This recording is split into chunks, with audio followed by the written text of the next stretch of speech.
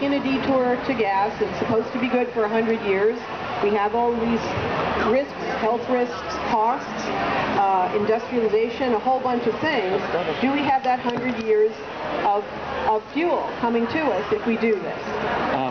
Yeah, I'd like to address at least part of that. And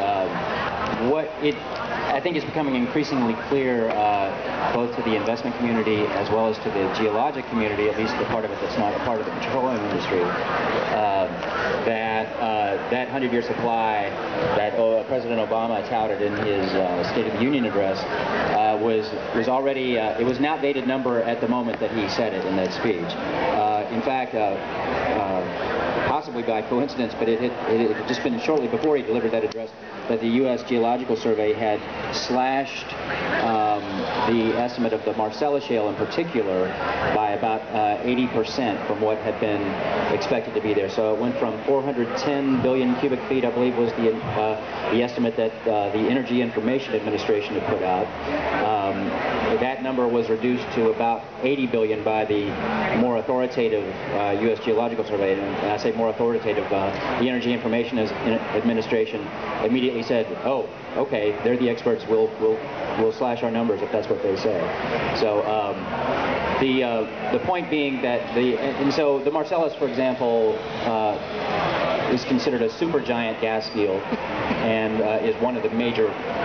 I don't have in front of me exactly what percentage it would be of the United States supply, but it was considered to be a large portion of it. And now I think it's about 6 years or so that it alone could produce. And that is, by the way, at current consumption rates. At some point we should get to that, because it seems to me that one of the major issues for the industry right now is precisely because it is not profitable.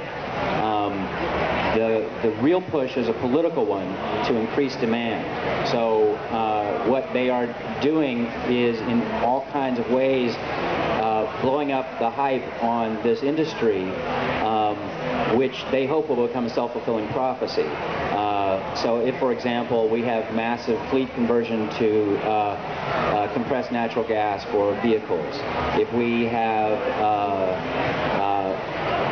offshore liquid natural gas exportation, that's another way to drive up the price. In fact, FERC, the Federal Energy Regulatory Commission, has just approved, just in the past week or two, I think, but definitely very recently, an offshore terminal that would export American gas out of Louisiana.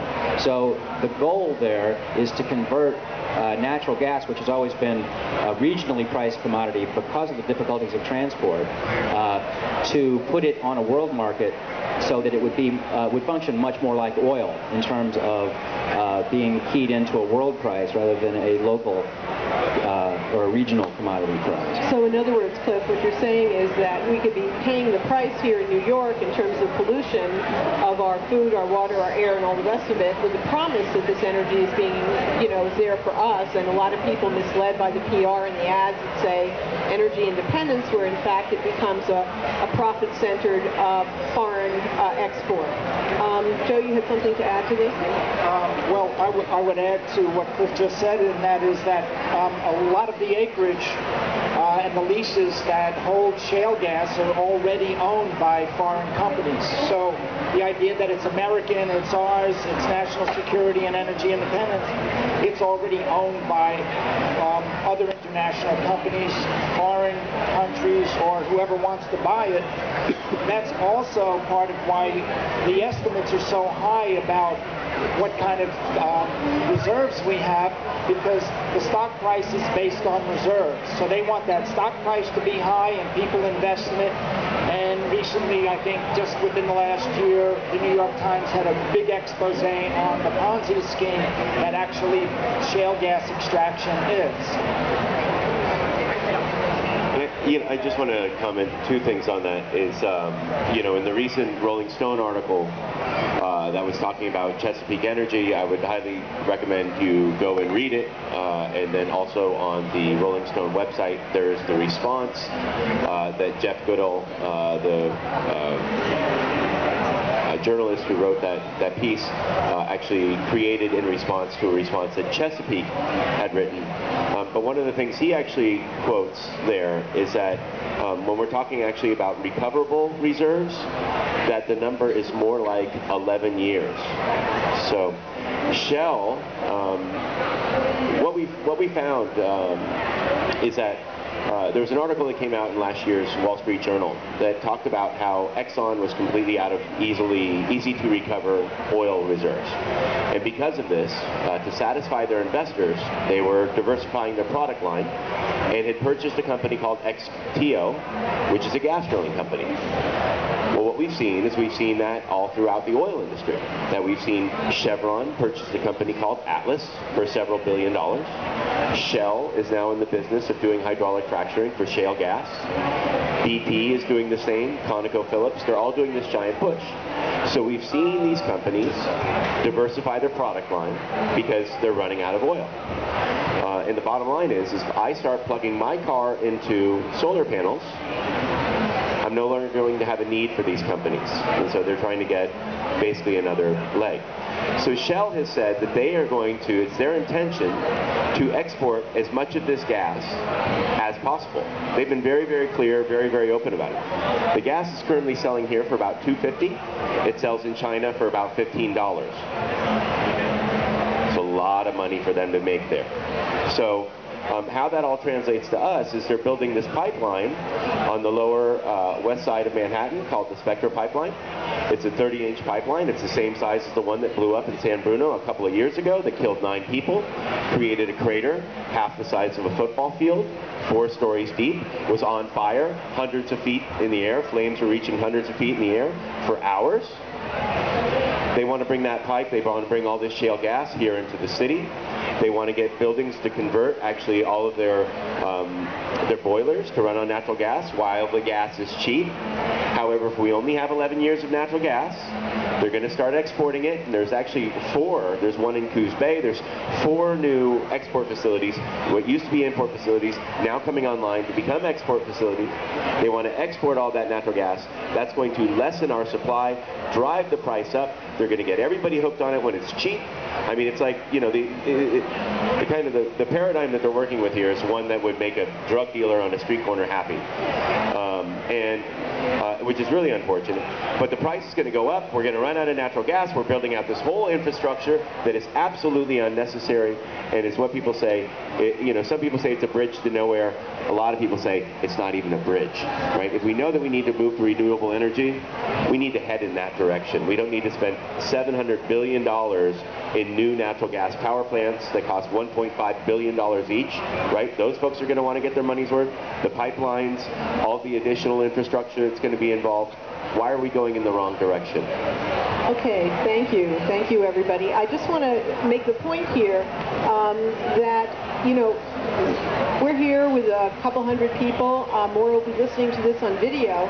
But a lot of people don't know about this issue because the advertising that pays for media on television and news programs, the donations that go into large environmental organizations, you know, are all kind of hitching a ride as they, you know, kind of keep their administrative costs covered with these very powerful industries. Similarly, the politicians, you know, are influenced in terms of campaigns. So there's a valiant small group that's really bringing you this information as it's happening and as it's an urgent issue that can either go forward and really create a potential for mass health harm in New York and our region, or we can be the turnkey state that stops this and turns it around. So,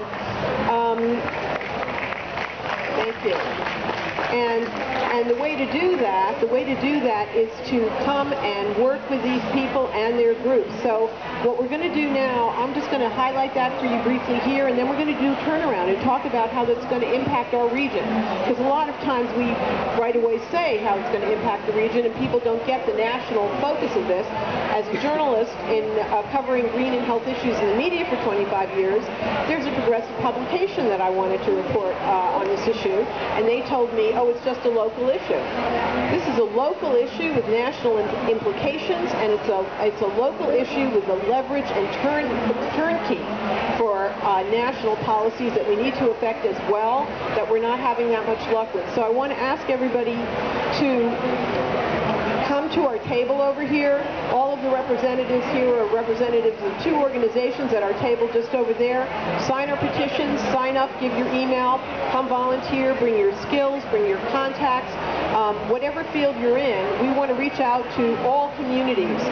We need all talents. We really have a great opportunity, and we have a great need to act on that opportunity. So just come to our table. If you're online, look for DamascusCitizens.org, UnitedForAction.org, New Yorkers Against Fracking. You can, is that .org too? .org. You can follow news and information and action links by following me at healthjournalistblog.com. And now let's, please, we need all your help. We need your friends' help. This is a team effort. We have really an opportunity and a tremendous need to make an impact. Now, let's turn the corner and talk a little bit more specifically about what will happen in our region to us if we are the ones that are left with the, the shared community costs and downside risks of this practice. So we're going to now talk about that. Like, what will the impact be on the quality of life, the food, the water, the air in New York?